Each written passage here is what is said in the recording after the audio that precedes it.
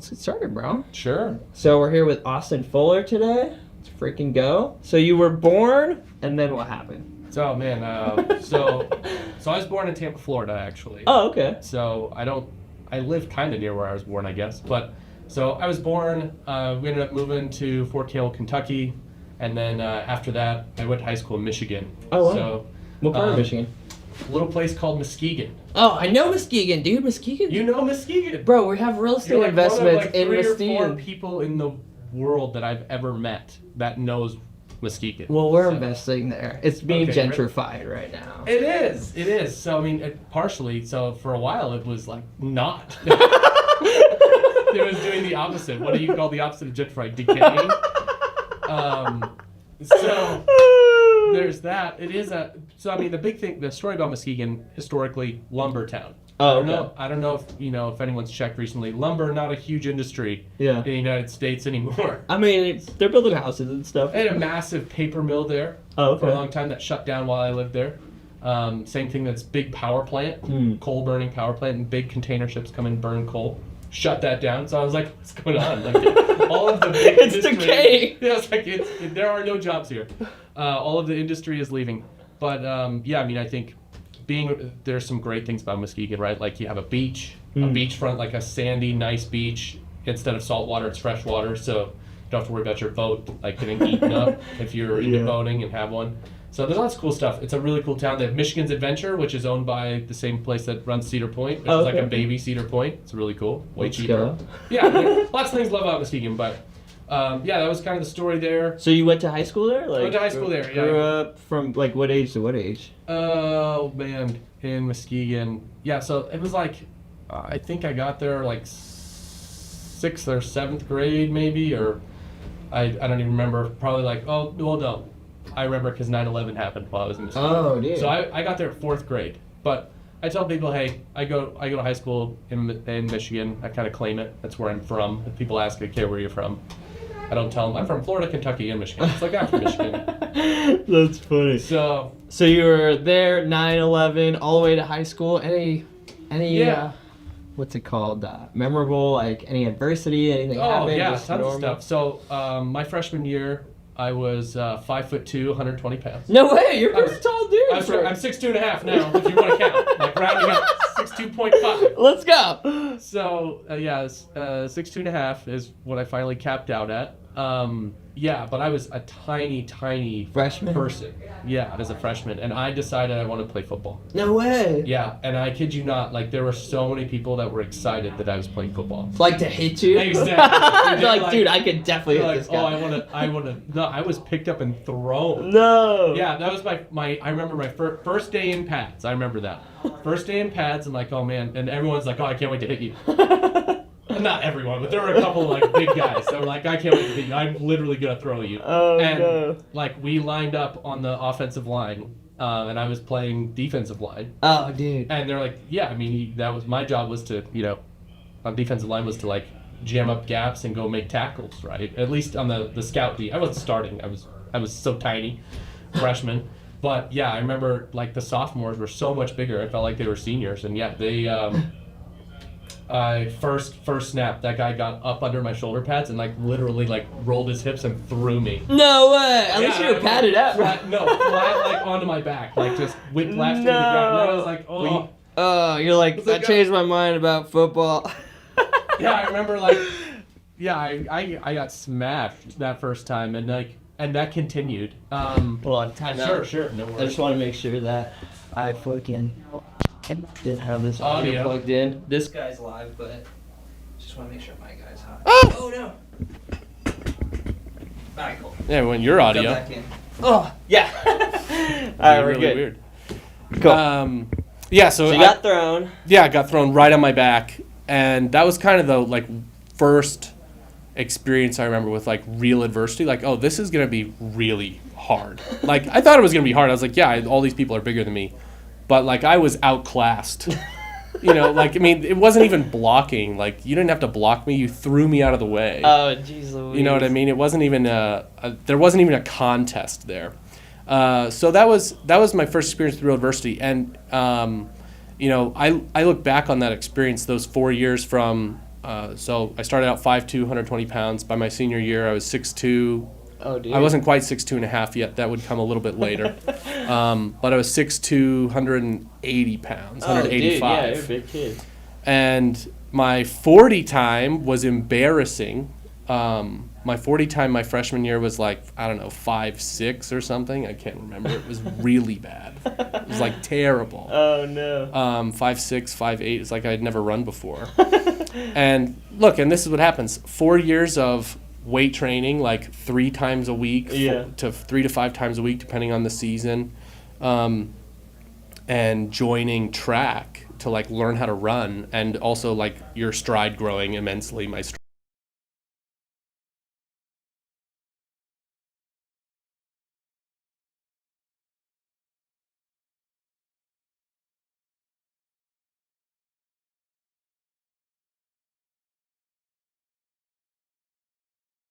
in the game, right? Like not even like I couldn't even really practice and like put like a scout D up to actually like being a contender and being a starter, right? But it took a really like a lot of work and a lot of effort to. What did you learn through that to like, developing your athletic skills to? Well, I mean, I wish I had learned. There are things I wish I'd learned, right? What it should have taught me was like if you stick to something and you're diligent and persevere, like eventually results to some degree are going to come. Yeah. It didn't. I don't know why the light bulb didn't go off, but I was still very much, when I got into like work and starting my career, I was still very much like instant gratification, like looking for easy fixes, which is what attracted me to sales. And that's kind of where I went into professionally. Like my first professional experience, I was really lucky.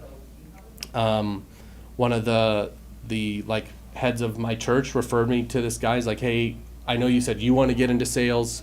I know somebody that's in sales. He does software sales. You should go talk to him. Oh, no way. And so I did, and fortunately he was hiring. Like they were so in software sales, you have what's called like an SDR or a BDR. It's a sales development representative. You're essentially the person that the salesperson outsources all of the heavy legwork to. You sit there and just like mindlessly phone call people all day long. And so that's your job, and that's really how you cut your teeth and like earn your way into the profession, right? And so he was hiring for that role, and I was like, I'll work really hard. I'll do anything, whatever I can do to get into sales. So this was like straight out of high school? Did you go to college? No. So yeah, there's a few years in between that I don't know is completely relevant. Like I went on a church mission. I went to college a little bit, but like it really wasn't for me. Like I didn't ever sit down in a college class and think, wow, this is working really well. I'm getting so much value here. And you know what it was is there was a semester where I had gotten like $6,000 in student loans. Oh wow. For like that went into my account.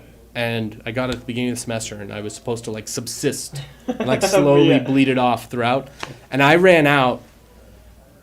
Like, I can't remember. It was like I don't know if it was a full month, but like 2 weeks before the semester, I was like, wait a second, like I'm out of money early, and I was not living extravagantly. Like I was eating spaghetti, and top like ramen, and stuff like that, right? Like, so an alarm bell went off. Like I need to do this, like 8 more times or 6 more times, like semesters. Yeah. And then I did the math. I'm like, I don't know how I'm going to pay the $6,000 back. I've never even seen $6,000 in my account. You know what I mean? I was like, I don't know how I'm going to pay that back. What is it going to be if I do this 8 more times and it's like 36 to 48 grand? Yeah. I don't know that I'll ever pay that back. Yeah. And so I was like, well, I'm going to stop this until I get more money, and then I'll just pay my way back into school. It was kind of my thought. Like, well, it was kind of how I pitched it to like my parents or other people I talked to. I was like, I'm taking a break to save up some money because I don't want to keep taking out loans. Right. Because I hated that. I was like, dude, I don't know how I'm going to pay this $6,000 back. Right. Yeah. And so I was like, I want to get into sales. So I started interviewing at the end of the semester. Well, like a month before the semester, and I started interviewing. And I ended up networking I had a bunch of interviews actually for people that were interested, but I wasn't very good. And there were people like yourself that had done summer sales or had done door to door. Right. And they're like, why would we, I remember in one interview, like, why would we pick you? Like, you have nothing to offer. You're just a blank slate. I'm like, yeah, exactly. I'm a blank slate. I'll do whatever you tell me to do. And I'll show up. I'm hungry. And they're like, yeah, you can leave. No. You have no value. No. And so, yeah, I networked into it, into my first, like, real sales job selling software. And, you know, I was an SDR, but I earned my way into, like, being a full closer Sick. within, like, 3 or 4 months. Nice. That's pretty fast. So it is fast. It is fast. And it was fast for the time. But, again, that was where I learned, like, diligence and persistence and stuff pay off, not only in getting the position, but I didn't know it at the time, but I got hired into, like, a boiler room. Yeah. I was making 150 plus calls a day. 150 was the floor. Oh, dude. So I would get in I was in Salt Lake City, Utah, and I would get in at 7 a.m. Or 6 a.m. I would get into the office at 6 a.m. Between 6 and 7, so I could start calling Eastern time zone, because they were 8 to 9. And then I would stay till 7 and call Holy shit, yeah, you're grinding. call Hawaii time, because we sold to healthcare providers. Oh, okay. And so there's a decent amount of healthcare providers in Hawaii and a few in Alaska, but that was but by and large, like, yeah, you could expect to stay till like 6, because at the very least Pacific Coast was open another hour. Right. So, you know, like Dude, like we were here. so that was a grind. Was that everyone was doing that, or that was just like So- you going hard? Not really. I was doing that. Yeah. Like, I was the one coming in early and staying late. Yeah. A lot of people would come in and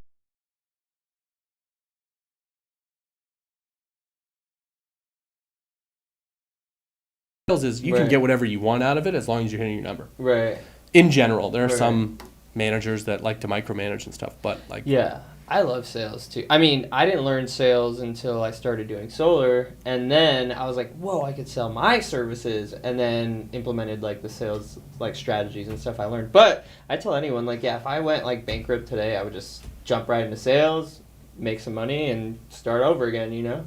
It's just like the only vehicle I feel like that gives you that like time flexibility, earning flexibility, and yeah, just hit your numbers, do your thing, and get in, get out, you know? yeah, and it's also a good, you know, like security blanket. Like, no matter what happens, there will probably be, although generative AI might change that, I don't know.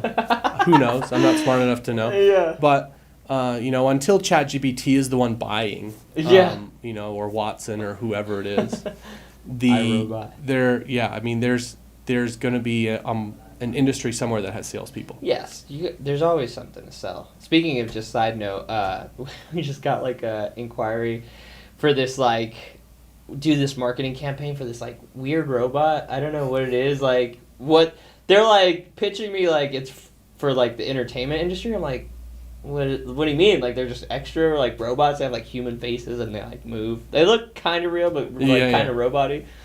I was like, whatever, dude. If you guys have the capital to do it, like, let's run it up. Good luck with the AI robot thing. Yeah, the AI animatronics. Yeah, The face robots. Yeah, they're like face robots. Are like kind of sketchy, but kind of weird, but kind of like passable. Like, you know, like as an extra in a movie, like totally pass. Yeah, I don't know if they're like that's what they're for.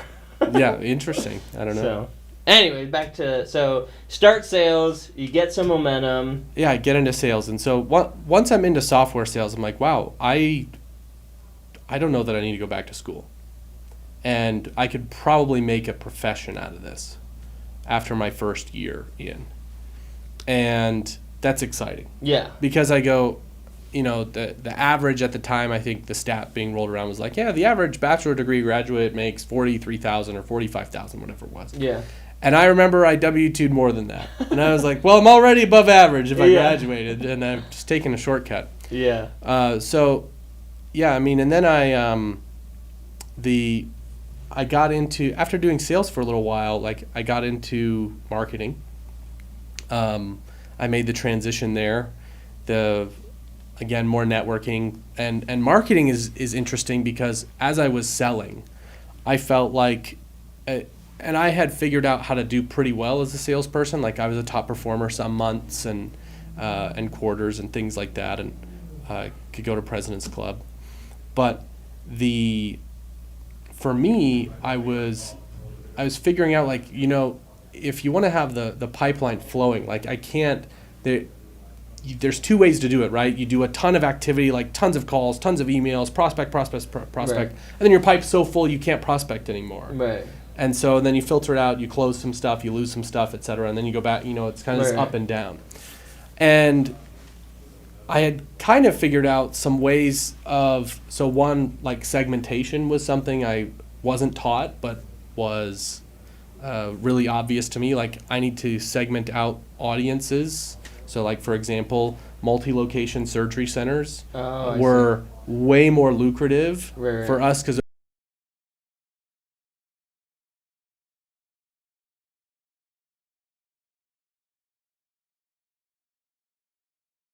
time selling to a surgery center with 15 locations Right. and sell either the 15 location deal or the one location deal. Right. It's the same effort. It's close to the same effort. And so that's where I thought, oh wow, this is, one is segmentation. And then the second part is, how can I get it so that I have either people coming to me and that really never got there. Like, as an individual contributor salesperson, I never got to people coming to me. I wasn't in the industry long enough, et cetera. But how can I have prospecting going on without having an employee that reports to me, like having my own SDR? Yeah. Or, because what I understood marketing was, and what our marketing team was, it was like people who scraped phone books and websites. Like, that was our marketing. They took us to shows. They sent out mailers, like direct mail. Yeah. And then the other one was they gave us leads. And a lead was a business entity name. So, like, John Smith Associates LLC or Yeah. PLLC, and their office phone number. That was all I had. And so when I say, like, I started cold calling, like, I didn't even know who I was calling. Like, hello? We sold to, like, the office manager. They were kind of the person that sold it up to the doctor or the healthcare provider. And so when I would call, like, the first call, I know I'm probably not setting a meeting. The first call is just figure out who works there. Yeah, who's the gatekeeper? Like, Yeah, who is it? Like, Yeah. is the physician's wife the office manager? Right. Do they have someone else hired? Like in dentistry, they'll have a big office with lots Right. of staff, for example. So, like, that was part of the call and part of the difficulty. And now what's different about sales is, we have Zoom Info, we have LinkedIn Sales Navigator, we Right. have tons of data now. When I started in sales, that data was probably available. The company I worked for just didn't buy it. Yeah. They didn't see value in it. I didn't have access to the data. So, like, I was calling entities with phone numbers, and so the first 2 or 3 calls is figure out who you're calling, and then you call back with the name, be like, oh, hey, yeah, I'm trying to reach Sandra. Hey, yeah, Yeah. I'm trying to reach Bill. Yeah. And you sound like you're calling into Kinda somebody. know, yeah. But, like, that was the challenge for me, was, like, whenever I had to start prospecting again, I had a blank slate. Like, I was, like, handed a pile of leads in Yeah. quotes, that I had to develop. I had to go find that information. And sometimes, hallelujah, they put it on the website.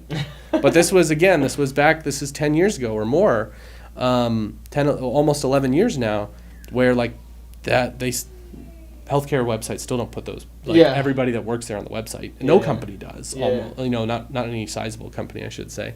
They don't put all their employees on the website. Like, this is Janet. Yeah, Janet is our She's our janitor. our business analyst. Yeah, you don't do that, right? Yeah. So it was really hard, but that's where I started to feel like, hey, maybe there's something I could do upstream of this to, like, really multiply the effects, the efforts. Yeah. And that's kind of how I got into marketing and made the transition. And I've really enjoyed that. I think it's been I don't want to say more lucrative for me, because I think, honestly, the earning potential, the upside for an individual contributor salesperson who's really, really good, like top 1% Yeah. of software, you can make north of $500K to $1 million a year just Yeah. in commission. Right. So, I've seen it. So I think the earning potential is certainly greater, depending on your industry and your product and those sorts of things. Right. But for me, like, my skill set and the kind of things that I really like, I got into marketing, And what happened is in software especially, there's been a discipline that has matured over the last decade called product marketing, which is, to put it simply, like understanding the technical aspects of a software product, understanding the buyer and their world really, really well, sometimes better than they do, and being able to marry those two, connecting those two together. And for me, I've really, really enjoyed that because I feel like it's something I lend myself to well. But it's a really challenging profession, but I think my background in sales helped a lot to set me up for success in marketing. And if you're in sales and you're like, I don't know if I want to stay in sales my entire career, you can definitely look at transitioning into marketing. I think it's a good route. So did you go from sales, is it like the same company you went from sales to marketing, or just like leave the company? Different went to, company, like, yeah. Marketing, I would, same type of like software? Nope, I've sold different types of software every really? time. Yeah. Oh, wow. I've never really repeated. I mean, a little bit now, I worked for a company called Viking Cloud. They were a cybersecurity software, and the company I work for now called Kion, that has like a cloud security component to it. So there's some overlap a little bit, but they're absolutely not the same software. Totally different. They're way different categories. Yeah. So now what is like, different category what every does time. the day-to-day look like from a marketing professional opposed to like a sales professional? Yeah, so a product marketing professional, so my day-to-day as a product marketer sometimes looks really similar to a sales professional.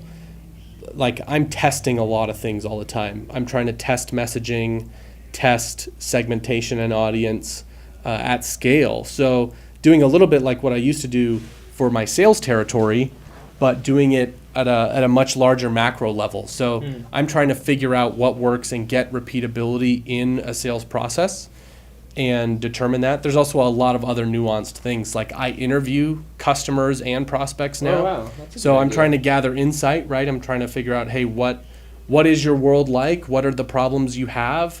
What's the pain that's caused by those problems? How does that impact the business? Right. And then if you're a customer, okay, how has buying our software actually made a difference in the business? What is the impact? Because people don't buy software out of convenience, at least not large enterprise software purchases. Right. There has to be a business justification for it most of the time. So that's typically the type of software you, like your consumers typically like businesses and organizations? Yeah, I've only ever sold B2B software. Oh, okay. Yep, I've only ever sold B2B. Yeah, great. Because great question. B2C would be something like Uber, right? Like Yeah, exactly. something. Yeah, so like an app or, Yeah. I mean, you don't really do desktop software anymore, but Yeah. like, the consumer version of Word, for Okay, example, I see, like I see. that's a B2C play. So the only software we use is like the HoneyBook, and then Go High Level for like our auto, like it's basically a CRM. So Mhm. like, Yeah, I was gonna say you probably have a CRM of some kind. yeah. So is that what like most businesses use? I can't even imagine what other type of software they would use. You'd be very surprised as it gets bigger. Really? Yeah, I mean, there's estimates now. So like back in like 2008 time frame, like when the internet and social media were starting to really start to take hold, there was like, I don't know, somewhere between 10 and 30,000 companies. I don't have the stat in front of me. Right. But there's like 10 to 30,000 like software as a service companies at that time. Right. And it's estimated now there's like well over 1 million, potentially like maybe even hundreds of millions of just like That's crazy. of like web apps, right? Like think Yeah. about all the things on Product Hunt, That's all the true. things like there's a widget for everything. Yeah. And That's true. And when it comes to B2B software, you're typically looking at software that's like on the low end, like 10 to 30 grand a year per license. I mean for an annual license, whereas like, a lot of the stuff that I market and sell is $150,000, $350,000, $500,000 a year, and it can get up into the seven figures, the millions of dollars a year, depending on who the customer is. Right.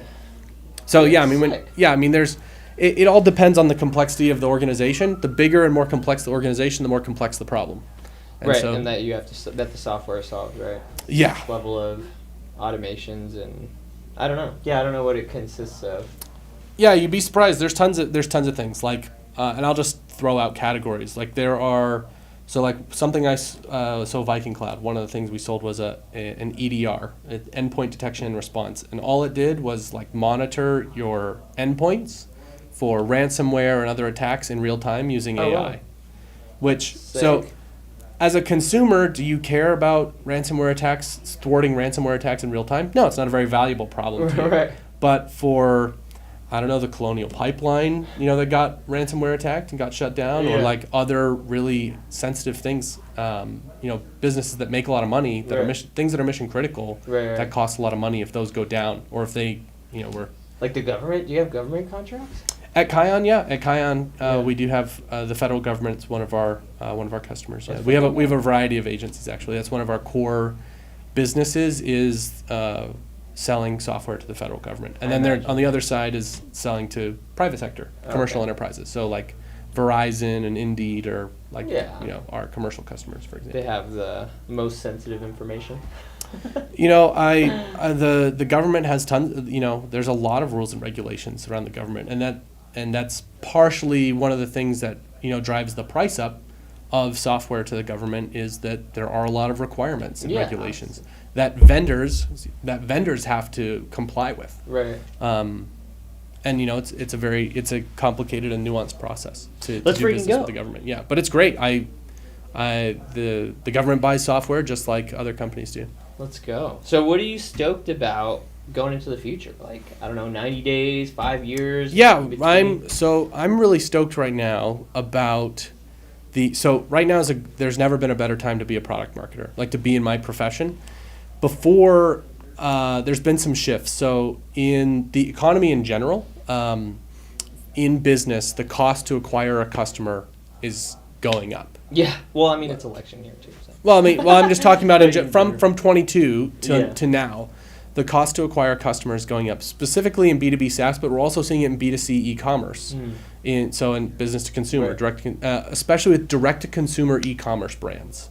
So, and the thing that's happened is that from like 2015 to like 2019, call it, customers were really cheap to acquire. Ad costs were much, much lower. Yeah. You could essentially run paid ads ad nauseum and not have to worry if your first-time customer came back and did repeat business with you as a direct-to-consumer brand. I'm not saying that that's not a good strategy, but there were direct-to-consumer brands that got away with it. Right. That they're like, it's so cheap to acquire customers, it doesn't matter if they come back. We're just going to buy more. We'll just spend more ads and get more customers. Right. And the business would make money.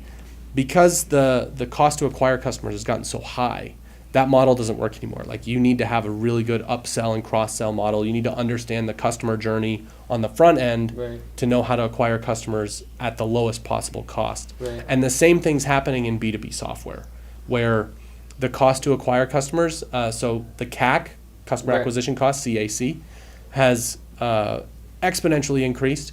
CAC payback, so how long it takes for the business to actually make the money it spends to acquire a customer back, has gone from about 12 to 18 months to 36 to 48 months.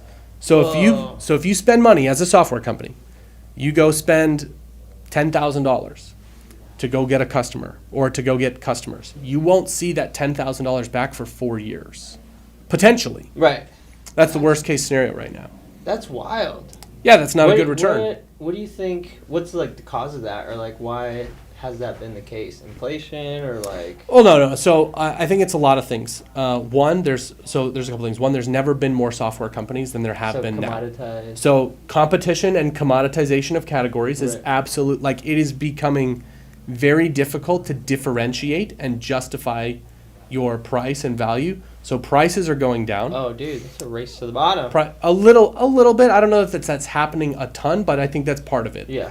I think for buyers, it's hard for them to. I think there is differentiation. It's harder to tell where it is now. A couple of other things are happening, where one, ad costs are just higher. Yeah, I mean, yeah. Trade show costs have not gone down. Like the cost to market a B2B company has not gone down. It's only gone up. So you're paying more than you have before, but people are also buying less and less. And then the other thing, yes, is economic uncertainty a little bit, but also if it's more expensive to acquire customers and you sell to other businesses, they're having trouble acquiring customers. And so they're also being conservative with the money they spend. So everyone is cutting back at the same time. Right. And if you sell to each other and you're all cutting back, then fewer people are buying. So there's more competition than ever. less buyers. There's fewer buyers than ever, and it's more expensive to get a buyer, to get a customer. These three things are creating this really big perfect storm of making go-to-market really, really difficult. Like you really win or lose. You used to win or lose on product, on feature set, and like actually being differentiated. And there's a little bit of a swing of the pendulum to how you go to market, how you market and sell is one of the contributing factors to why you win now. Dude, It always has been that way, but it's really, really apparent now. Dude, that's crazy. So, that's what you're excited about, is to beat that? I've never been more valuable. Oh, I see what you're saying. My skill set, so if you are good, there's never been a better time to shine. Like, you'll go and make a lot of money. Let's freaking go. If you're hesitant to jump on the bandwagon, like, I don't know, it used to be like pulling teeth to get a decision maker in a B2B company to be like, yeah, let's invest in organic content. Let's make videos. Let's, produce useful things for our buying audience. Right. That is now the play. Like everyone's like, let's do that now. Yeah, they're like, oh, we want buyers to like us now, because that's one of the key things. If you get to people, there's a bit of a paradox where 95% of the market, at least in B2B, I think the direct marketing agency figured out at one point, like for B2C, it was like 3% of the market is buying at any one time and 97% isn't. For B2B, it's 95%. Are buying? So, are not buying. Oh, okay. So all the people you talk, 5% of any given market is buying on average at a given time. Wow. Most B2B spends all their money fighting over that 5% and not over the 95%. What we're learning and what smart companies are figuring out is if you just market to the 95% and you get on the short list, you stay in their mind, like you stay top of mind, you are the useful resource, you're the contributor to their communities, you've delivered value and added to them in ways before they've had the problem that you solve with your software, those people will buy at a much faster rate and higher rate than somebody just like run a paid Google search ad to. It's like, oh wow, first Google search, that's my answer. And then there's another wrinkle to this, is that generative AI is disrupting search marketing, right? Like you see, if you haven't done a Google search in a little while, you might not recognize it, but when you search something, sometimes Gemini just summarizes it and gives you the answer. Oh, really? Mm-hmm. No way, I have not done that yet. All right, not a big Googler, that's okay. No, so yeah, instead of like having to like look at the search results, Gemini just goes and reads the most relevant ones and says, here's your answer. And I don't have to click into a website. I never click your ad. I never land on your website. I never read it. Gemini just answered it and gave me the answer to the question. Crazy. Well, I think the majority of my like search engine, I use YouTube, which is the same company. Yeah. But, like, yeah, Gemini isn't doing YouTube yet.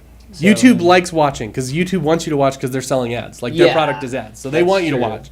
So I'll be like, how do I fix this? And then I don't know when Gemini ads are coming. That might be I'm sure that's a consideration, is like, hey, how do I pay to get my website ingested into Gemini? Well, dude, I think that's been like my strategy, or like same with solar. Like it's the same kind of strategy we apply. It's like make organic content, solve the problem for them. Like, why should I go solar? Give them like value, add to them, and when they are ready for the decision making, because everyone's at a different decision making or buying stage, and so like if you like they come up on their radar and you're like they're here in the buying stage, but then you stay in front of them all the way until they pull the trigger, they're gonna go with you. You know what I mean? So that's kind of like always been the method. And if you they like your company and they like you, it's always a plus. Like that's kind of what I've banked my business on. Is like hopefully most of these people like me, and then they're like, okay, yeah, this is a cool dude. I'll work with them. So. Yeah, I mean, I think that being value add before somebody's in the market is a huge opportunity that people can have right now. Whether you're B2C or B2B. B2C a little harder, but definitely in B2B. Well, dude, so you have kids, yeah? Yes. So I have only one daughter. She's like 2.5, or well, she's almost 3. But I'm like trying to teach her because she just like demands stuff now, like remote control. And I'm like, if you want something, you should add value to someone. How about give mommy a compliment? Like, you look nice. can I have the remote control? Like, so if you always add value before you ask for anything, like, more than 9 times out of 10, you're going to get, like, it more in your favor. So I'm trying to, like, teach her as a youngster. Yeah, what's interesting is, so I have a 2-year-old as well, 2-year-old daughter. That's my youngest kid. And she is our most polite. No way! Yeah, like, says, so even our older children, like, they don't say thank you. Like, sometimes they do. You have to prompt it sometimes. It's kind of inconsistent, right? Sometimes they're really grateful and they just say it. And other times you have to prompt them or they don't say it at all. But she, from the day one, like, has always said thank you. And I don't know what it is, what we did right with her. But she's just a more grateful person. And I am always happier to help her than, like, my other 2 kids who are just like, I want food. And then I give them food, and they're like, "All right, well, all right. anyways. Why are you standing there? Why are you here? Get out of my face." You can go. I'm trying to eat." It's so Meanwhile, when I give it to my daughter, she's like, "Thank you, Daddy." And I'm like, "You're so welcome. Whatever you need. Do you want ice cream?" So I think there's something to that, but I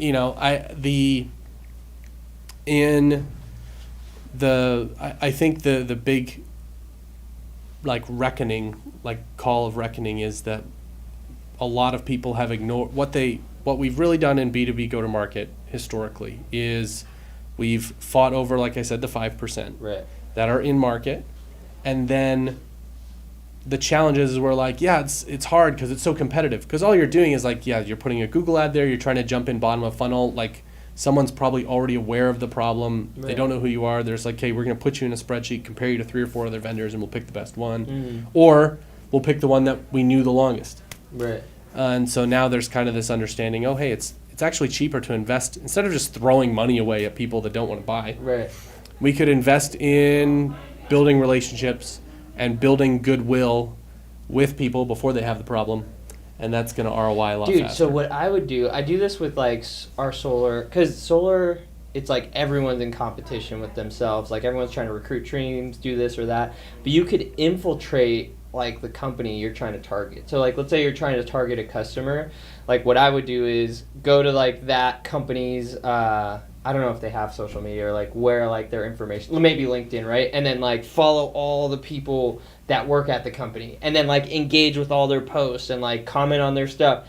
So while you're putting out the organic content that's solving the issue for that company, and then do that for every single, like, company you target. It's like, go in, infiltrate, like, follow everybody, like everyone, and then, so that's how I built markets in the solar space. I don't know, it could be a good idea. No, it's a great idea, yeah. So there's a whole discipline around it. There's even software that helps you do that.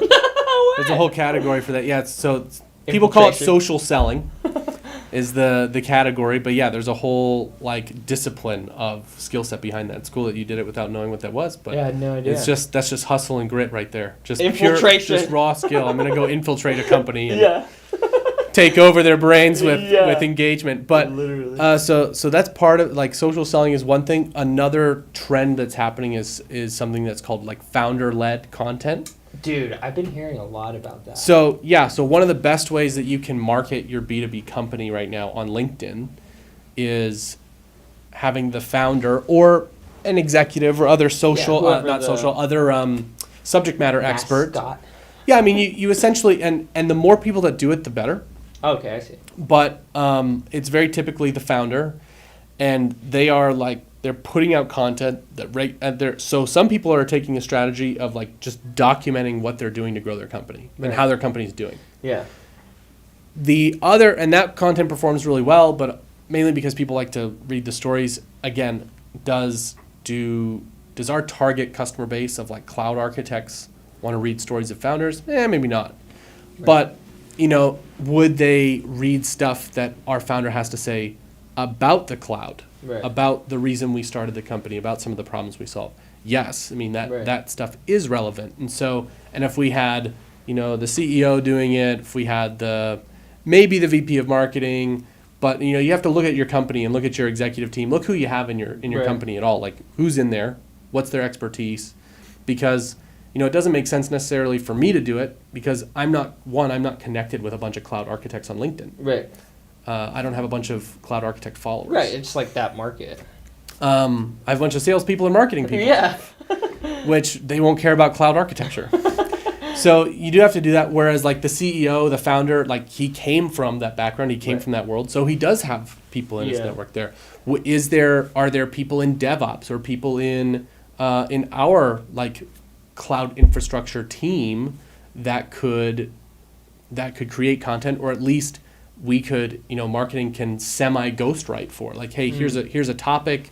We've kind of drafted a post, make it yours, go post it. Right. That's becoming very, very popular. I think that's going to continue to get popular because the algorithm on LinkedIn is kind of weird right now, where I need to start capitalizing. it's not as pretty. It's not as dialed in as like Facebook, Instagram's algorithm, or like YouTube or TikTok's. Yeah. It's very much like you can kind of hack it. Like engagement pods are still a thing where like if you have a bunch of people like and comment on the post really early, like it can take off. Oh, no way. But also it is like one of the places that still has organic reach. Yeah. Like LinkedIn will show your post to your first degree connections. Oh, really? And that's why I tell people this, why I like LinkedIn so much, because to a degree I can kind of shape who my followers are. If I post on Instagram or I post on YouTube or any of the other platforms, I'm going to attract followers that like the thing that I'm posting about. Right. But I don't really control who sees it again. Right. But on LinkedIn, I can even go out and add a bunch of first degree connections. Yeah. If I wanted to build an audience of cloud architects, I could go grab 300 cloud architects on LinkedIn, go and invite them. Yeah. Maybe 100, 150, about 50% accept my blank connection request. So I'd go and add 150 followers and first degree connections, and LinkedIn would show the next time I made a post, LinkedIn would show that post to them because they're recent first degree connections. Whoa, that's pretty cool. So that's the only platform I know that you can do that. Yeah, dude, that's freaking. I don't know who I would target through LinkedIn.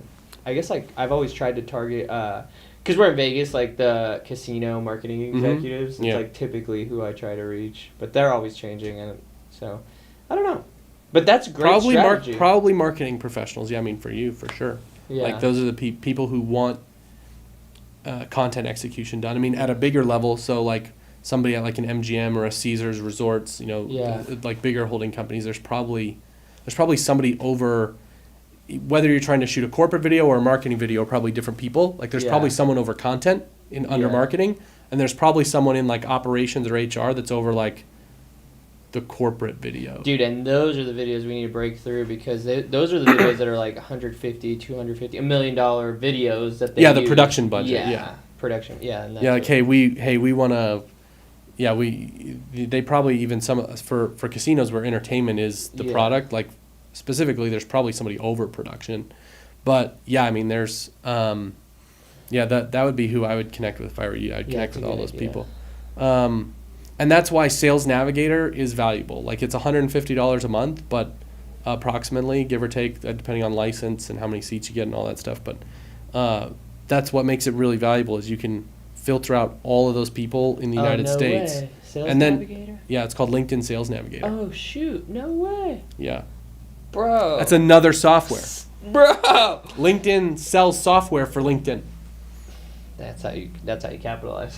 LinkedInception, yeah. Like if you're a software company, imagine, so you're LinkedIn, and you're like, we're going to make software for LinkedIn, for people who use LinkedIn. And it's really good software. I really like Sales Navigator. I could go down a route. I've always thought about making like a free course to show like all the best practices and stuff for LinkedIn Sales Navigator. I probably will.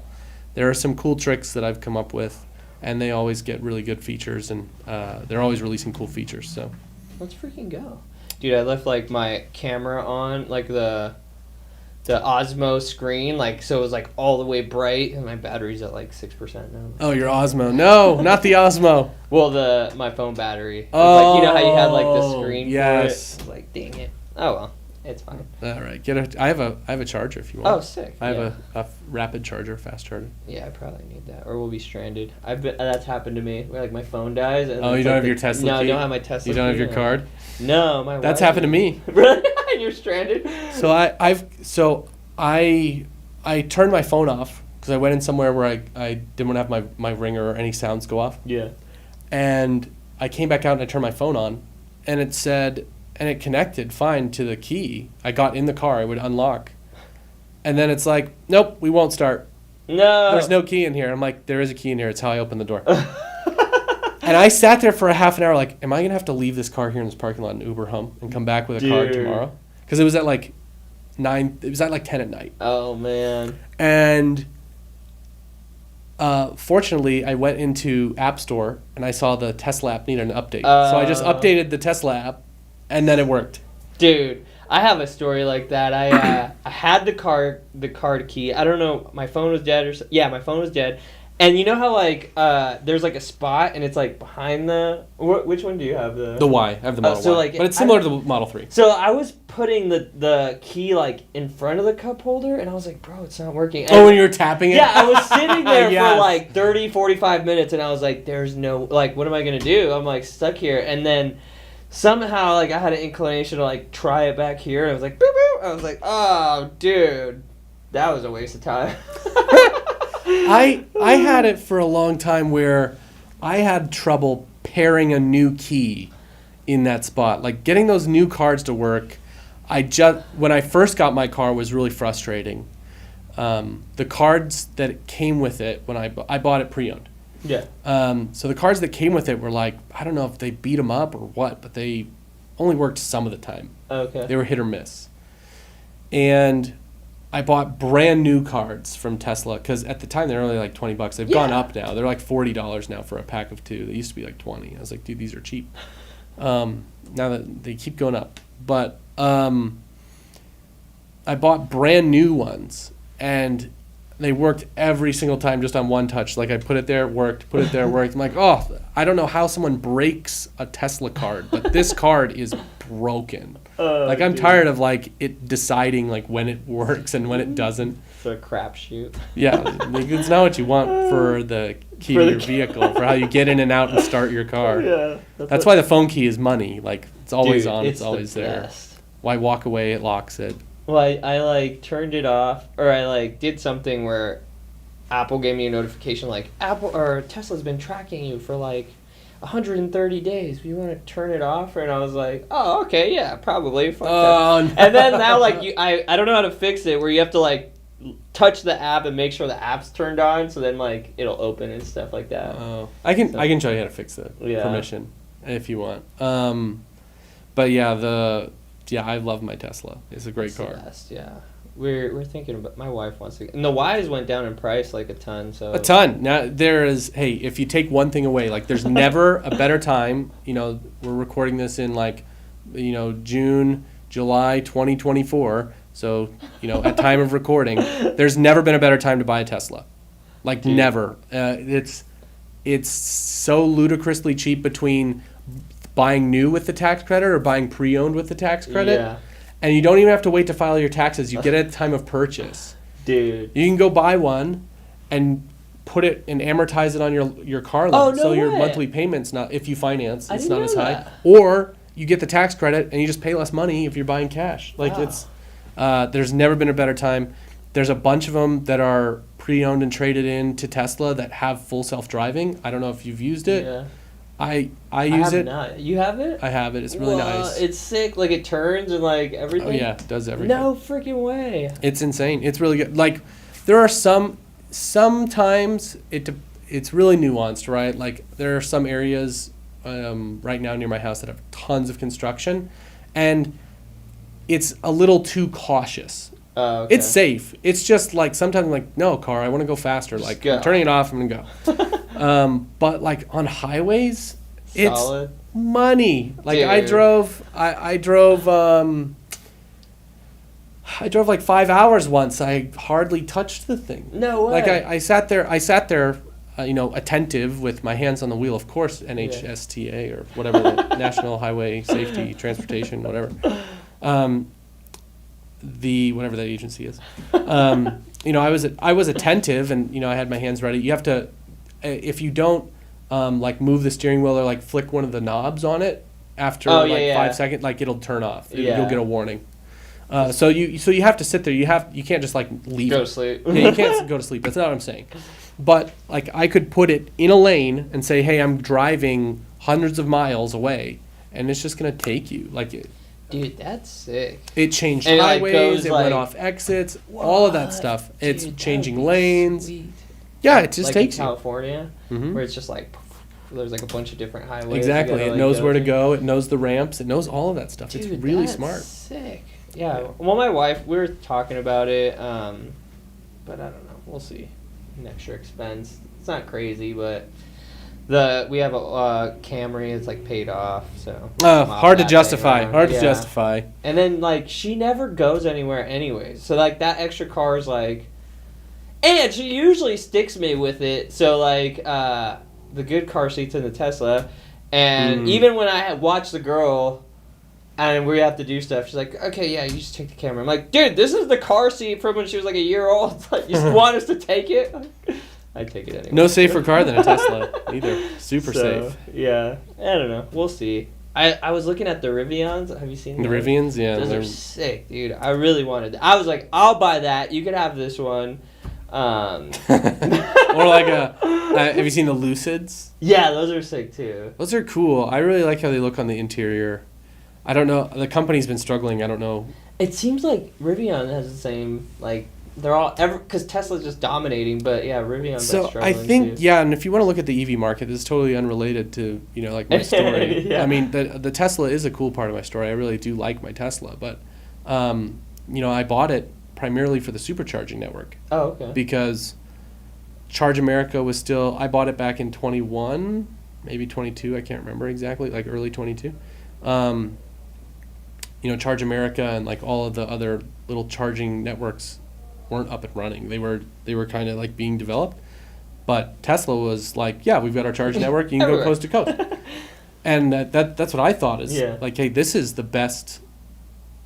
It's like if I have a car, like, what if these other networks never mature? Yeah. And they haven't really, and that's why I think automakers switched. Yeah. They made Tesla the standard, and now everybody's gonna be able to connect. And my oasis of supercharging is gonna I be didn't know that. yeah. So if you buy a Rivian, You could just plug into the Tesla network. mm-hmm. Whoa, that's sick. Yeah, I don't know if that's live right now. I have seen it. I think you can. But I know that by I think it's 2025 or 2026. Don't quote me exactly when. That all of EVs manufactured in the United States are going to have Tesla plugs, and they're all going to be able to work with the Tesla supercharging network. Dude, that's sick.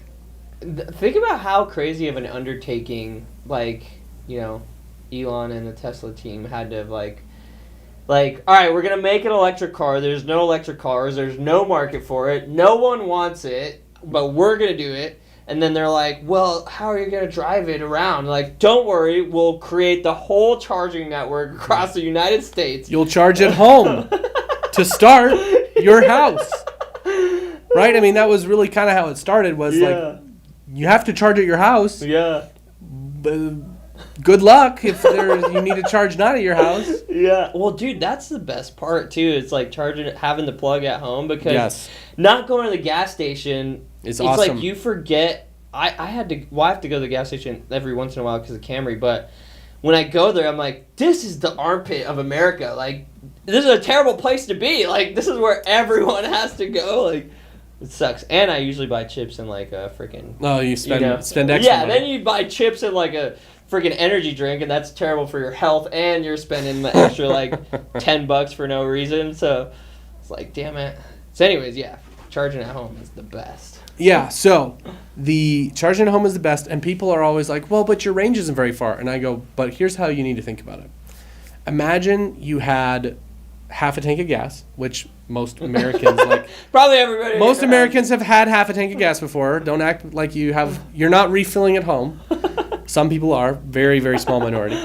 Or like 3/4 of a tank of gas, depending on your car and your consumption.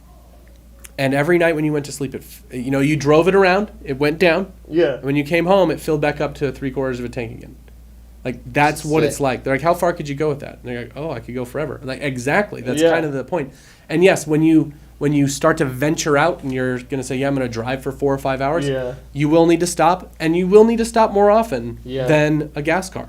Yeah. And for a little bit longer. Like, yes, do I sit and charge for like 10 minutes, 15 minutes sometimes? Yep, sure do. Yeah. But that's okay. All the places that have superchargers are decent. Like, I've never been to Yeah. a really bad one. Still. Yeah. And like where I'm at, so I'm in the East Coast and a little bit in the South, so we have Buc-ee's, Okay. you know, a pretty legendary Yeah. chain of convenience stores out of Texas. But when you pull up, there's like 40 superchargers. I've never seen Dude. the number of superchargers like in one spot as there are in Buc-ee's. Buc-ee's. The Link is pretty good. It has a pretty cool supercharger. Oh, does it? Yeah, it's pretty sick. But where was I going with? I don't know. Teslas are awesome. I still like.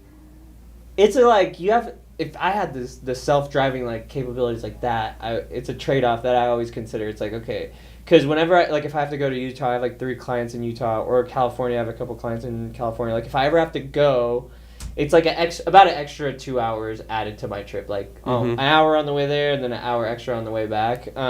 So I usually have to wait. It's like, okay, do I want to take that extra hour, take the Tesla? It drives itself for the most part, or just like jam up there with the gas car. And I mean, if I had the self capability, I probably would still take Tesla. I'd be like, you know what, screw it. 2 hours, it's going to drive itself, no problem. It's nice Yeah. for that. Yeah, so yeah, if you were going up to like a St. George from here, Right. or even a little bit more north of that, you know, into Utah or California, especially out here where it's just the like 2 to 4 lanes of interstate Yeah. and nothing, which is, you know, out here in the Yeah. desert, like you're just out there. It's like, well, hopefully we don't break down because Yeah. there's nothing to save me out here. Yeah. Yeah, there, you know, once you get past like Moapa and the res, yeah, they would be really good for that use case. Yeah. Like it would drive. It would freaking go. It would go. It would handle it no problem.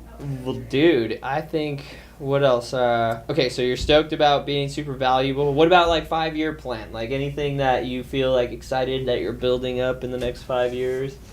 That's a good question. I don't know that there's anything I'm super excited about for 5 years from now. I mean, I'm forever an optimist. I have goals, got dreams, but I don't know that I have ever.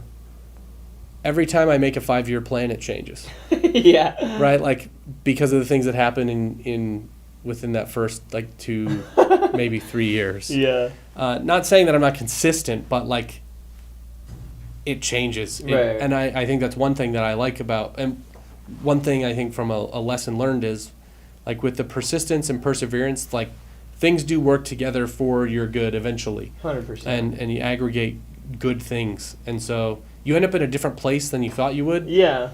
In 5 years that you thought, you know, like 5 years ago, what was 5 years ago, 2019, I'm in a way different place than I thought I'd be 5 years ago. But, yeah, dude, me too. if you just think about 2019, like, oh, what was I doing? What was I thinking about? What are my aspirations? Like, oh, I had like a dream of like where I'd be in 5 years. Yeah. It's totally different.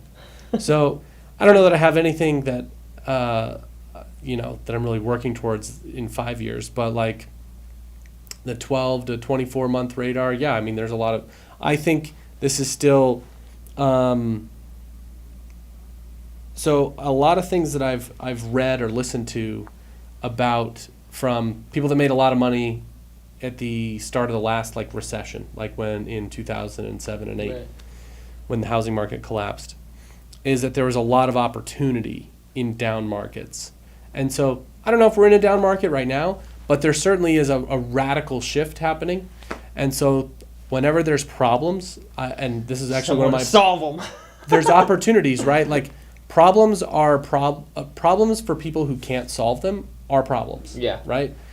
But problems are also an opportunity to demonstrate value or expertise. Yeah. And so that's how I see it. I'm excited that there are challenges, that it is... Yeah, dude. That we've evolved past this, you know, the way like job descriptions for marketing jobs have drastically changed. I'm not, by the way, if someone's out there and they work in paid advertising, they're like in demand gen, I'm not saying your job is useless. That's not what I'm saying at all.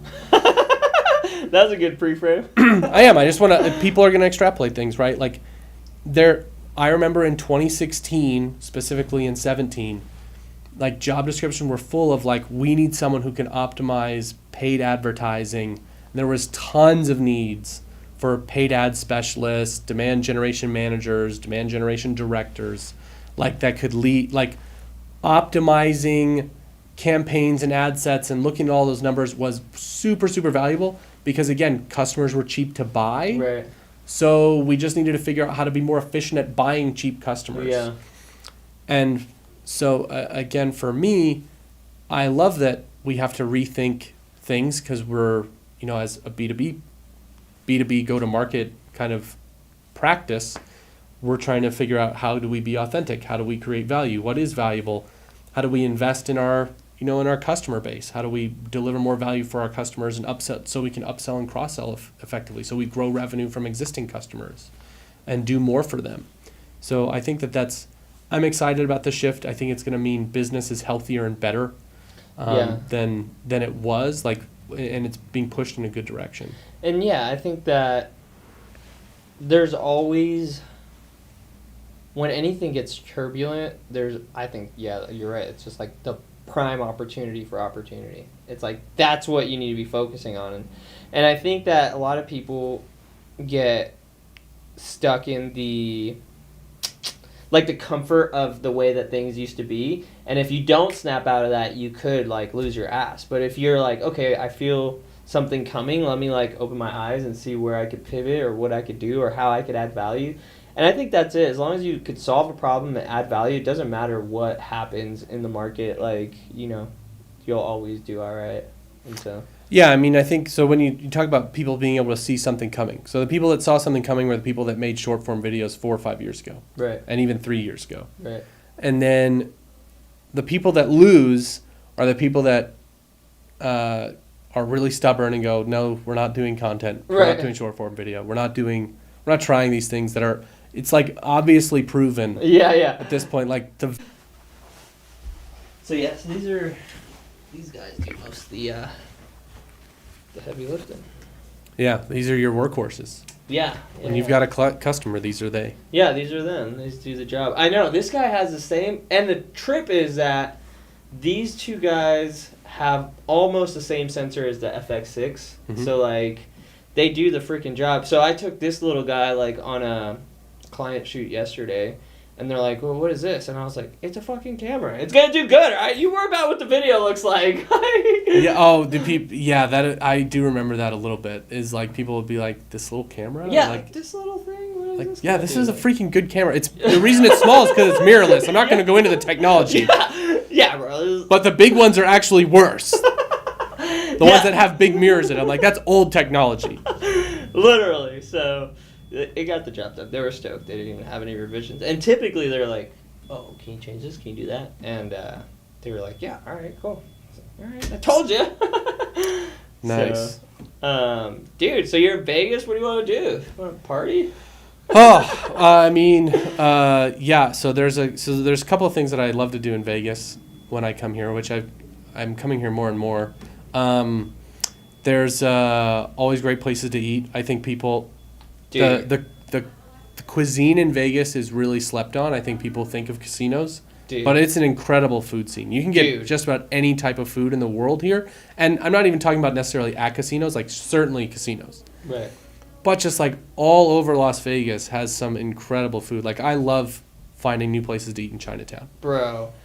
That and the service. So like I think it's like one of the food capitals of the world, and the service, like customer service at restaurants, is just unmatched. So anytime I go anywhere else in the world, there hasn't been anywhere else I've been where I've been like impressed by the service, by the food, because I mean it's not like I've been to like the whole world, but like dude, never have I. And I was in the restaurant industry, so I was like worked as a pastry cook and then pastry chef for like 10 years almost. So from when I was like 18 to 28, and so I'm pretty like I see the operation, I see what's going on, and like and yeah, so. When I'm at other places in the world, I'm like, dude, what the... Like, I'm just upset. I'm like, look at that server over there fucking off. Like, our waters aren't retapped. Like, the food is, like, all right. Like, you know, so, I don't know, I just tear apart. My wife's like... I try not to say much anymore because my wife hates it. So You need to become like a restaurant critic, like a traveling restaurant critic. Make a profile like about a it. whole account. You should. That could be fun. It could be good. Yeah, it could be good. Entertaining. Okay. When I was there was a point in my career where I was traveling like 5 days a week, Monday through Friday, That's a lot. for work, and one of the most popular series that I ever made by accident was. So I was staying. Our office building had a Westin attached to it, so I always stayed at that Westin, and that Westin had a restaurant in it, and I was like, for the next 30 days, I'm trying every menu item on this Westin, and it was back before short form video. I did it via stories. Oh wow. And by far, like, people came out of the woodwork that I was following / had followed me. I didn't have like an audience, but it was like people I hadn't talked to since high school were like, "What do you think about that shrimp scampi?" And I'm just like, first off, How are you? how are you doing? Nice to see you since never. And then I was like, man, people are really curious about this, like about my thoughts about every single item. But now I can look back and know why. Like if you look at like what wins in short form, it's like documentation or reviews or like that's people are really curious about what other people's thoughts are that they know to some degree or have some degree of relationship with. So people they follow or something like that. And like that kind of accidentally fell into like Mr. Beast's formula of like, for 30 days I'm only eating at this Westin. Yeah. You know, like and it's like, oh, that's weird. What if it's really expensive to do. Like chips and salsa was like $15 because it's a Westin hotel. And I was getting it reimbursed because I was traveling. Right. So for me, it didn't cost a lot of money, to me individually. It was the company paying for it. And so I think there were people that were curious because, one, it's high barrier to entry. It's not something your average layperson would go out and do. Right. And two, like, it kind of peeled back this curtain of, like, is the food at a Westin, which is a decent hotel brand, right? Like, no shade on Westin. I really like Westin. But I'm just saying it's not like the Ritz-Carlton. They're on different tiers, right? Which is a pretty good brand. Like, what is the food like there? So there's that initial curiosity. But I was just saying that, like, there's a lot of, I don't know if, the category's probably much more competitive now, but you could come at it from being an insider. Yeah. No, I mean... Like, when you say the water... So, one thing that stood out to me that you were talking about is like, the water is this, the server is that. I'm like, I don't really even look for those things. I'm like, all right, they brought my food. Cool. So anyway, go back. Sorry. So I mean, it's highly relatable. Like everybody eats. So one thing, like yeah, they do. True story. So one thing I've realized, I'm working on a side project, but it's like I only sell a service to a small majority of people. Like if you're looking at the global population, it's like it's not every single person needs what I have to service. But what if you could create a product that every single person needs or uses? That's how you become like a billionaire, or like that's $1 billion idea. Yeah, you either solve a very, very, very expensive problem for a few people, right, or you solve a widespread problem for a lot of people. That is probably not. It's the same thing where it's in sales. Like you can sell a really expensive product to a couple of people, or you can sell a lot of less expensive products. Right. And the way you become a big billionaire, like to think big is from. I don't remember which billionaire said this or people who study billionaires or whatever, but like they hit like this trifecta where the problem is widespread, it's well known, people want to solve it and painful enough to solve, and your solution is elegant enough of a solution that it makes it obvious to like use it. So for example, like Tesla and the electric car. Right. Or a really good example, if you want to use another one of Elon Musk's companies, is SpaceX. SpaceX is a beautiful company that I wish I could buy stock in. It's private. Right now it's privately held, so you have to like be invited to buy equity in the company. But they reuse their rockets. So launching a rocket into space, not very many people have that capability. Right. It's a very difficult problem. High barriers to entry, and then they can do it at such a lower cost because their rocket. Most of their rocket comes back down. Yeah. And they can use it again. How it used to be, what's so disruptive is forever you would use the rocket one time and you would have to start building a new one as soon as that one launched. It's gone. It's literally like the cost of launch was, building the rocket and launching it. Like you would never get that back. Like you could salvage some pieces. Yeah. The space shuttle was somewhat reusable. Right. You basically, from what I understand, they basically had to rebuild it when they got on the ground and did all the maintenance to it. Like they didn't have to rebuild it, but they overhauled a lot of things. Yeah, I mean, it took a long time to prep a shuttle for launch again after it'd been on a mission, but.